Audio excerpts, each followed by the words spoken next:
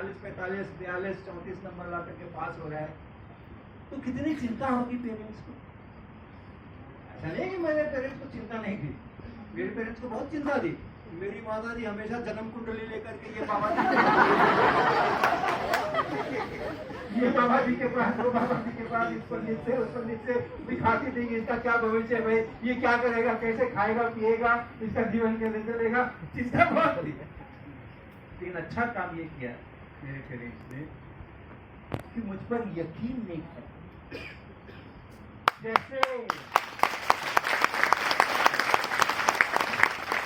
जैसे नवीन गणेश पाठशाला के बाद उन्होंने मुझ पर यकीन नहीं खोया, स्कूल पे यकीन किया। इतनी दुर्दशा होने के बाद भी 7, 8, 9 क्लास में उन्होंने मेरे पे यकीन करना नहीं छोड़ा। उनको पता था ये कर सकता है, ये नहीं करता है लेकिन ये कर सकता है। कभी भी उन्होंने मुझे ट्यूशन में भेजने के लिए कहा ही नहीं, ट्यूशन में भेजने के लिए कभी नहीं कहा। ये मेरे ऊपर, मेरे परिवार का एक बहुत बड़ा योगदान है कि उन्होंने मेरे को ट्यूशन जाने के लिए नहीं भेजा। अगर वो ट्यूशन में मुझे भेज दिए होते तो आज इस मंच से शायद मैं कभी भाषण देने की सोच नहीं सकता।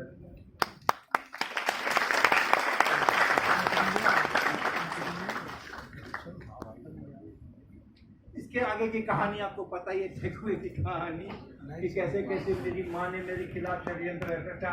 एक बार और शीशे के बर्तन में ट्रांसपेरेंट, मेरी माँ पढ़ी लिखी नहीं थी लेकिन उनको पता था कि शीशे का बर्तन ट्रांसपेरेंट होता है, उसके भीतर में रखी हुई वस्तु से जो प्रकाश की किरणें चलती हैं वो उसकी दीवार से होकर के दूसरी तरफ निकलती है, ये बैठेगा तो इसको दिखाई देगा। ये फिजिक्स उनको भी आती थी। तो डब्बा भर करके उस ट्रांसपेरेंट बर्तन के अंदर रख दिया सामने और मेरे से डील किया, घंटा भर किताब कॉपी और कलम लेके कमरे में बैठोगे मेरे तो तुम्हें 2 ढंग मिल जाएंगे। और हम अबोध बालक हमने, हालांकि वो IQ कम थोड़ी था मेरा। मैंने अपनी माता जी से कंफर्म किया, किताब कॉपी कलम लेकर के 1 घंटा बैठना है।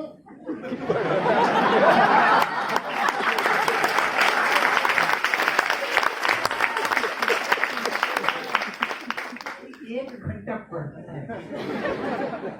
उनसे मैंने कंफर्मेशन लिया कि नहीं पढ़ने की कोई जरूरत नहीं है, बैठ जाओगे तो घर में मिल जाए।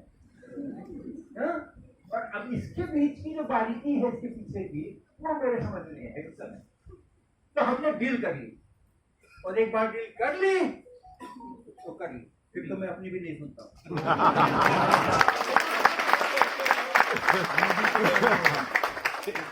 एक बार डील कर ली, एक बार कुछ कह दिया तो फिर उसको निभाना है, उससे पीछे नहीं हटना है। पहले दिन साहब बैठ के किताब कॉपी और लेकर के जबरदस्त घंटा पर बैठने। अब छोटा सा कमरा है, जाना पहचान, कोई म्यूजियम थोड़ी है कि ये चुपका समय लग जाएगा मुझे उसकी फोटो देखने। एक छोटा सा कमरा है, इधर एक शिव जी का, पार्वती जी का कैलेंडर लटका हुआ, इधर कुछ मूर्तियां रखी है, इधर कुछ कपड़े रखे, एक अलमारी है, और बस। कितनी देर बैठ सकता हूं मैं, दीवारों को कितनी देर देखूंगा। 5 मिनट गुजरते गुजरते समझ में आया कि तो बड़ा गलत डील हो गई। ये तो टाइम पास नहीं हो रहा, 1 घंटा तो पास होगा। 10-15 मिनट बीतते बीतते कोई दूसरा चारा नहीं था, किताब खोलनी पड़ी, पढ़ना पड़ गया। पढ़ा तो समझ में आया कि इतने दिन से मैंने क्यों नहीं पढ़ा था। अच्छी बात होती है किताब पढ़ना, तब समझ में आया। किताब पढ़ना अच्छी बात होती है, तब समझ आया। और एक बार ये समझ में आ गया, ये छठ कब आती है, किस महीने में? और दिसंबर में हमारा एनुअल एग्जामिनेशन होता था, जनवरी से नया सेशन शुरू होता था। नवंबर की घटना है छठवें, दिसंबर में एनुअल एग्जामिनेशन, पहली बार सारे सब्जेक्ट में पास किया।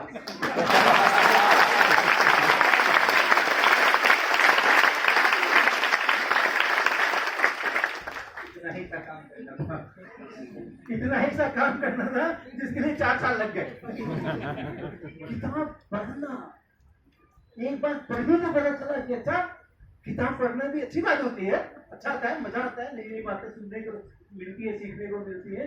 पर पहली बार तुरंत 1 महीने के बाद एनुअल एग्जामिनेशन कंप्लीटली पास।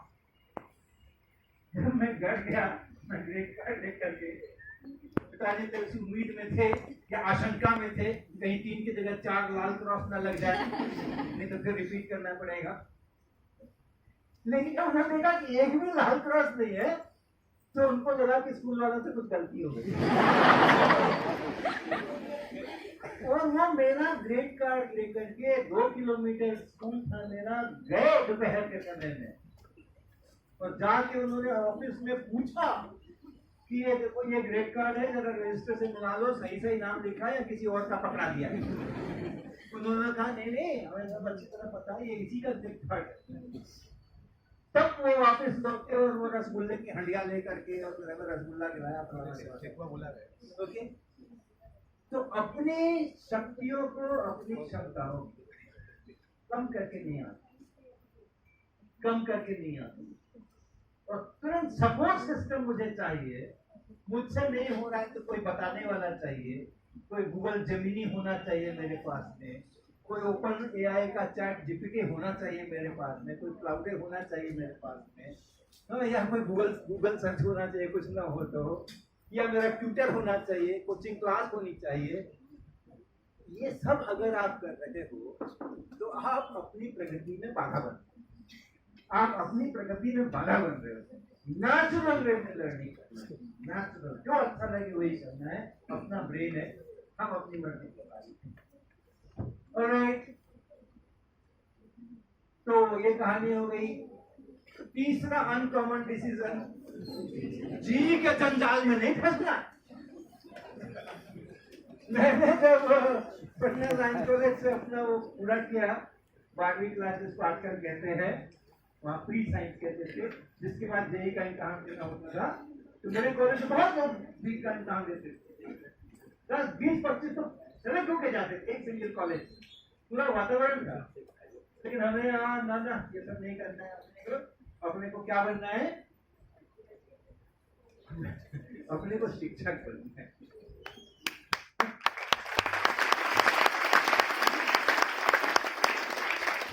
और इंजीनियरिंग का कोई तजुर्बा तो था नहीं, इंजीनियरिंग में क्या होता है क्या नहीं होता है मालूम नहीं था।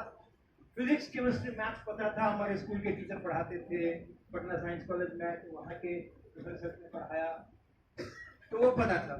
तो टीचर बनना है, साइंस में टीचर बनना है, और या तो फिजिक्स में बनना है या तो मैथमेटिक्स में बनना है, ये तय कर दिया था 11वीं क्लास के अंदर में।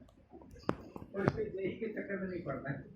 उस समय ये पता नहीं था कि जेई करके भी प्योर साइंस पढ़ी जा सकती है, ये पता नहीं था। जेई का मतलब था इंजीनियरिंग।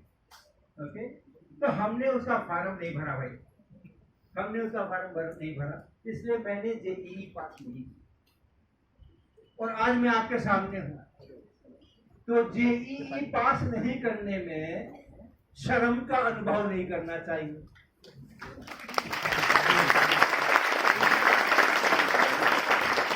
जेई पास करना या पास नहीं करना, ये मेरा जो व्यक्तित्व है, मेरी जो पर्सनालिटी है, मेरा जो नॉलेज है, उसका कहीं से भी कोई रिश्ता नहीं है।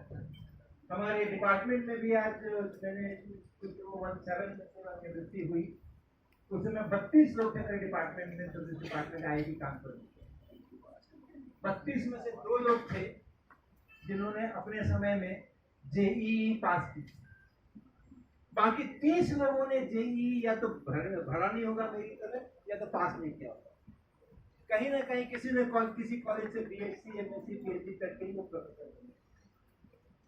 तो आईआईटी में प्रोफेसर बनने के लिए अगर जेई बिना पास किए हुए लोग बन सकते हैं, तो स्टूडेंट के नाते जाने के लिए काहे की मारामारी?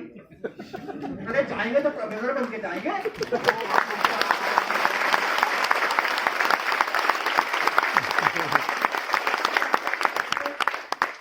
तो ये जो झूठ मूठ का हवा बना के रखा है ना, जेई नहीं हुई तो जिंदगी बेकार। उनको इतनी काउंसलिंग करनी पड़ती है इवेंट के ऊपर, जो बच्चे डिप्रेस होकर के जेई में पास नहीं हुए तो और नीट में नहीं हुए तो उनकी फिर ईमेल के ऊपर बहुत बच्चों को बहुत वहां से उबारने की कोशिश करनी पड़ती है। कुछ नहीं होता जी, कुछ नहीं होता। बोर्ड एग्जाम में अच्छे नंबर आने चाहिए, बोर्ड एग्जाम में अच्छे नंबर आने चाहिए। बोर्ड एग्जाम में सेकंड डिवीजन आगे आ गए, जिंदगी भर जहां जहां अप्लाई करोगे ना उसमें कॉलम रहेगा परसेंटेज, हाई स्कूल में कितना, और हाई स्कूल में न रहा तो अक्सर नहीं भी रहता है। प्लस 2 में कितना, फिर बैचलर्स में कितना, फिर मास्टर्स में कितना, आगे जो जो डिग्री लिए उन सब में क्या ग्रेड पॉइंट आए या कितने परसेंटेज आए, मार्क्स आए, पूछा जाता है, सीवी में लिखना पड़ता है। और कोई नहीं पूछता कि जेईई में पास किए थे कि फेल किए। ओके, तो आप जेईई में बेशक फेल हो जाना, कोई नहीं पूछने वाला है भविष्य के अंदर में आपने क्या किया, जेईई में पास हुए थे कि नहीं हुए थे, क्या नहीं, कोई नहीं पूछने वाला है। बोर्ड एग्जाम में सेकंड डिवीजन नहीं आना चाहिए भाई, वो जिंदगी भर लोग पूछेंगे, वो जिंदगी भर सब देखेंगे सेकंड डिवीजन आया हुआ है उसको।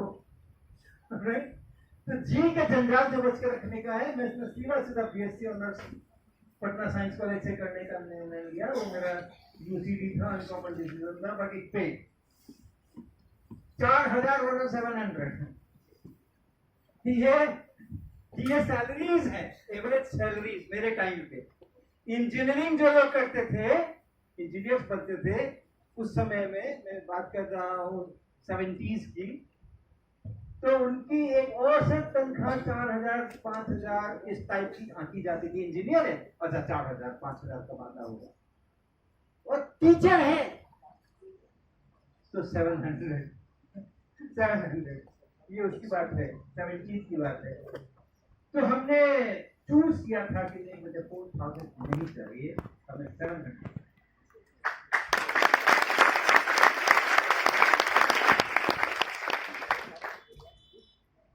क्योंकि ये पैकेज का जो धंधा निकला है ना अभी, पहले तो जेईई में पास हुए कि नहीं, और अगर जेईई में पास हो गया, आईटी में एडमिशन हो गया, तो पैकेज कितने का मिला, और जेईई में पास क्यों हो गए, पैकेज के लिए। तो ये जो हमारे ऊपर लक्ष्मी सवार रहती है हमेशा, पैकेज कितना, पैकेज कितना, पैकेज कितना, तो लक्ष्मी का वाहन कौन होता है, उल्लू नहीं होता ना। तो अगर मेरे ऊपर लक्ष्मी सवार हो गई है, दिन रात में पैकेज पैकेज पैकेज की चिंता करता हूँ, तो मैं कौन हुआ, उल्लू।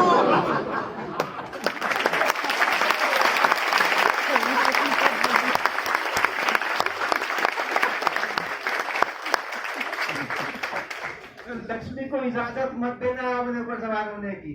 हम उल्लू नहीं है, हम उल्लू नहीं है, हम वैज्ञानिक बनने वाले हैं, हम दुनिया को सुधारने वाले हैं, हम दुनिया के अंदर क्रांति लाने वाले हैं।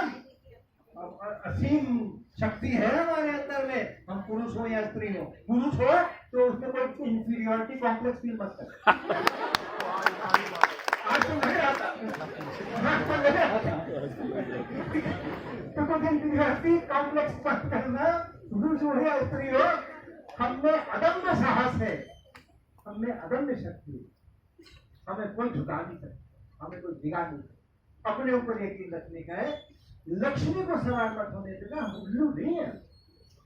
और अपने शास्त्रों में लक्ष्मी का एक दूसरा स्वरूप भी है, अपने शास्त्रों में लक्ष्मी का एक दूसरा स्वरूप भी है, जो लक्ष्मी को अपने ऊपर सवार नहीं होने देता है, जो अपने विवेक से काम करता है, वो लक्ष्मी उसके पैर दबाती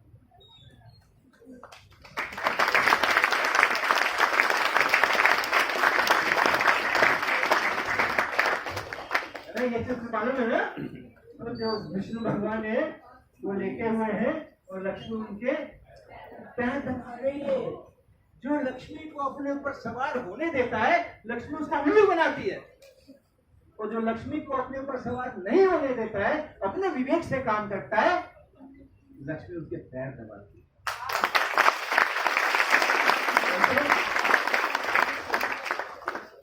एक कहानी कहूंगा आपको, ये हाफलॉन्ग ये आसाम में एक छोटे गांव का नाम है और बहुत पहले कभी 90s शायद अर्ली 90s में या लेट 80s में मैं यहाँ गया था और इस गांव में ये नगा जाति का गांव है। एक स्कूल है, स्कूल चलता है वहाँ पे, बिहार और यूपी के लोग ही चलाते हैं वो स्कूल। और वहाँ के जो इस तरह के ट्राइब से पहाड़ों पे रहने वाले उनके लिए वो स्कूल चलता है। और मुझे वहाँ 4 दिन तक रहने का बड़ा सौभाग्य मिला था, जिसने मुझे बहुत बड़ी सीख दी थी। उसकी कहानी है ये। मैं उस गांव में घूमा चाहती और गलियों में घूमते घूमते मैंने क्या देखा, कई घरों में वो कुंडी लटकी रहती है ना, आजकल थोड़े फैंसी फैंसी सब लोग ऐसा करने वाले लोग और वैसा करने वाले लोग, और वो कार्ड लगाओगे तो दरवाजा खुल जाएगा, कार्ड नहीं लगाओगे तो बंद हो जाएगा। तो पहले कैसा होता था, एक लोहे की जंजीर लटकती रहती थी और ऊपर में जो चौखट होती थी उस पर एक हुक बना होता था और जंजीर को ऐसा उठा के हुक में लगा देते थे, दरवाजा बंद।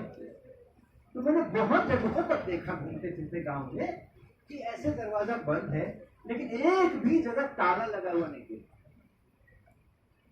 घर के अंदर कोई नहीं है, क्योंकि जंजीर लगी है तो मतलब घर के अंदर कोई नहीं है और सबको मालूम है कि घर के अंदर कोई नहीं है, लेकिन ताला लगा हुआ कहीं भी नहीं है। आखिरी दिन मुझको जो मेडिएटर थे, जो जिन्होंने मेरी सहायता की थी वहां के लोगों से बात करने में, वो गांव के जो गांव प्रमुख थे नगा जाति ने उनके में वो ऑफिशियल पोस्ट है लेकिन उसका नाम होता है गांव बूढ़ा। वो बूढ़ा नहीं था, बहुत ही यंग व्यक्ति था वो लेकिन पोस्ट का नाम है गांव बूढ़ा। उसके घर ले गए हमें मिलाने के लिए। जब उनसे बातचीत हुई तो मैंने ऐसे ही बात में देखा कि आपके गांव में लोग घरों में ताले नहीं लगाते, ऐसे जंजीर लटका के चले जाते, बड़ी अच्छी परंपरा है। तो मैं तो प्रशंसा कर रहा था, लेकिन जब मेरी बात उनको उनकी भाषा में, नगा की भाषा में समझाई गई तो बड़े गुस्से में उन्होंने मेरी तरफ आंखें तरेड़ करके देखी और उसका दीवार की तरफ ऐसा उंगली से इशारा किया और मैंने देखा तो वहां एक बहुत सुंदर सी शेरवानी लटक रही दीवार के। फिर मैंने कुछ अपनी भाषा में बोला जिसका बात मुझे सुनाया गया। उन्होंने बोला, कैसी बातें करते हो, ये यहाँ ये शेरवानी लटक रही है, अगर मैं अपने घर में ताले लगा के कहीं चला जाऊं और गांव में किसी को इस शेरवानी की जरूरत पड़े तो कैसे लेगा वो आकर के, कैसे लेगा वो आकर के, क्या बात करते हो, ताला कैसे कोई लगा सकता है। ये इतना बड़ा लाइफ लेसन था। मेरे घर में जो चीज है मेरे पास वो मेरी नहीं, वो पूरे गांव की। जिसको जरूरत है वो आए, कुंडी खोले और लेकर चले जाए। न पूछने की जरूरत है न बताने की जरूरत है। अगर लटका हुआ है चाहिए तो आप ले जाओ। कोई भी संपत्ति छोटी से छोटी बड़ी से बड़ी मेरी नहीं है, मेरे घर में है लेकिन मेरी नहीं। उसने मुझे जिंदगी का लेसन दिया। जो भी धन मेरा है, जिसको जो मेरे पास है, मेरे बैंक के अंदर है, चाहे वो कॉन्सेप्ट ऑफ विजिट की रॉयल्टी हो, चाहे IIT कानपुर की पेंशन हो, वो मेरी है, वो धन मेरा नहीं।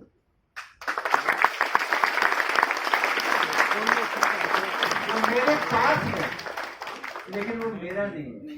उसको मैं विलासिता में खत्म करने का कोई अधिकार नहीं है मुझको, वो मेरा नहीं है। मेरी जिंदगी की जो जरूरतें हैं, न्यूनतम जरूरतें हैं, उतना ही लेने का मुझे इसका अधिकार है। उससे ज्यादा मेरा नहीं है, ये सोसाइटी का है। ये सोसाइटी के लिए काम आना है, ये मेरे लिए काम नहीं है। वो मैंने सीखा 80s में और उसका बिल्कुल अभी भी पालन करता हूँ, बिल्कुल पालन करता हूँ। लोग पूछते हैं आपने सिंपल क्यों रहते हैं? सिंपल रहना तो स्वाभाविक प्रक्रिया है। वो एटिकेट में रहने के लिए मेहनत करनी पड़ती है। ऐसा ग्रीस तो नहीं खराब हो गया यहाँ पे, वो टाई ठीक है कि नहीं, कलर मैचिंग है कि नहीं, जूते पे पॉलिश है कि नहीं, इतनी मेहनत कौन करे भैया, सिंपल रह लो, क्या दिक्कत पड़ी है। तो ये एक हम लोग की स्टोरी जरूर मुझे कहनी थी। हमने यहाँ पर ये देखो मुझे डिग्री मिल रही है IIT कानपुर से 2 ईयर MSc करने के बाद, और PhD करने के बाद इसको छोड़ देता हूँ। चैलेंज एक्सेप्ट करने का स्पिरिट होना चाहिए। बड़ी लंबी कहानी इसको छोड़ रहा हूँ मैं।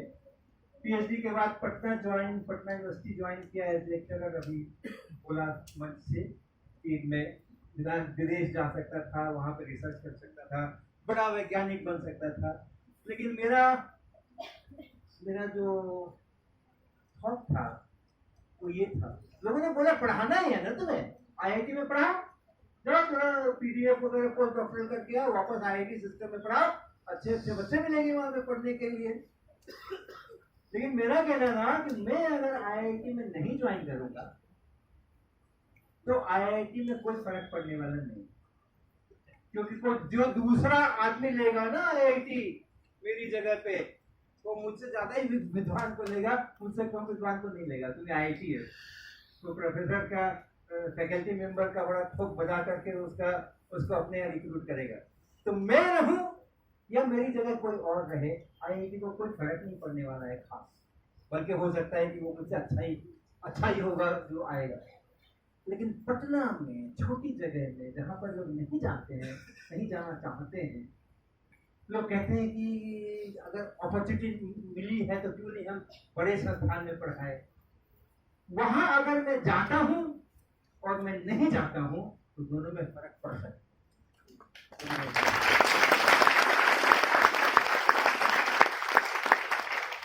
तो ये मेरा अनकॉमन डिसीजन था ना। MSc में मैंने पूरे 10 का ग्रेड पॉइंट होता है ना, 9 का ग्रेड पॉइंट लेके मैंने स्टार्ट किया था।